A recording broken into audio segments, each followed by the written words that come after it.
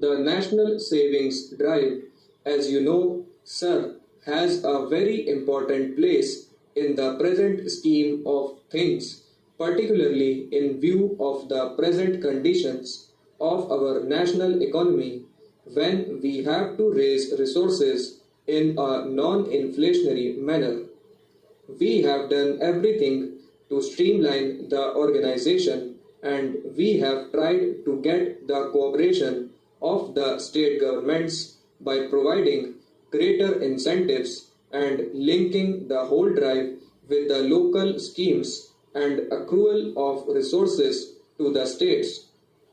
It has been decided that whatever revenues accrue as a result of the intensification of the national savings drive, two-thirds of the net amount would go to the states. We have also decided that we will need 50% of the additional expenditure to be incurred by the various state governments. I am trying to point out, sir, that this drive is at a point where it is gathering momentum and we expect much more from it.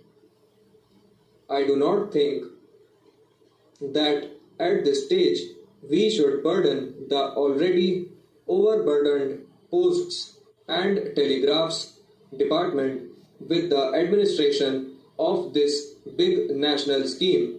It would not be advisable. Another point was that the P&T department was running at a loss and that it would minimize the loss of this department. If this national savings scheme is entrusted to this department by which it will get the commission. I would like to point out, sir, that at present a very substantial part of the national savings certificates are being sold through the post offices.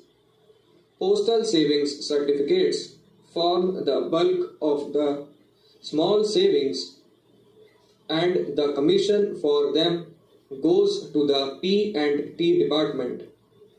During the last 3 years, an average of 2 crores has gone to the P&T department. The P&T department is already getting some revenue from this, and in order to popularize this scheme and in order to make it reach the rural areas, it is necessary to intensify the scheme under the present setup, that is the central government, the National Advisory Committee, the state governments, etc., rather than to burden the posts and telegraphs department with this additional task. Another point that he made was regarding a separate budget for the P&T department, just as the railways. Sir, the whole question of having a separate budget is misnomer or a misdescription. During the last few years, as a result of the demand in Parliament, the budget memorandum as well as the annual financial statements have been elaborated and made clearer still to the layman by the addition of the explanatory memoranda and by showing the commercial accounts separately. If you read Article 112 of the Constitution, you will find that it provides for a consolidated fund into which all the revenues will be credited and from which all expenditure will be met. If you see the budget papers, you will find the railway revenues and expenditure finding a place in the annual financial statement. There is nothing like separate budgeting, although the mode of the presentation may be different. Furthermore, these commercial departments are either incorporated under a special act of Parliament or are incorporated under the Indian Companies Act. Parliament has delegated powers so that it has ought to present the detailed accounting to the Parliament. It has only concerned itself with the investments or the loans if the government makes any, and so accounts and financial statements are presented in a general form. Even therefore, on that score, the point that the honourable member has raised does not find much of a basis.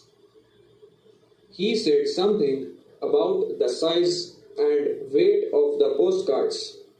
He said that if they could be reduced, much of the handling charges may be reduced. This involves a lot of problems because our postcards have been having the particular size for the last so many years, and if we have to change the size, we will have to change the machinery which produces them. We produce about 100 cases per day, that is about 34,56,000 postcards every day, and we will have to change the machinery entirely. This machinery will have to be imported, which would mean foreign exchange, which is so very difficult to obtain at the present moment. Similarly, the paperboard that comes will have to be changed in specification, and the manufacturers will in turn have to change their machinery. It is a very involved process, and I think it would not be at the present moment a practical proposition to change the size of the postcards, however advantageous it might mean. The honourable member suggested our making the cards lighter so that the weight may be less. This also is not practicable because, as you know, the postcard is of a particular thickness, and through experience we have found that out to be of great value. The postcard is a bit roughly handled in sorting. It passes from place to place.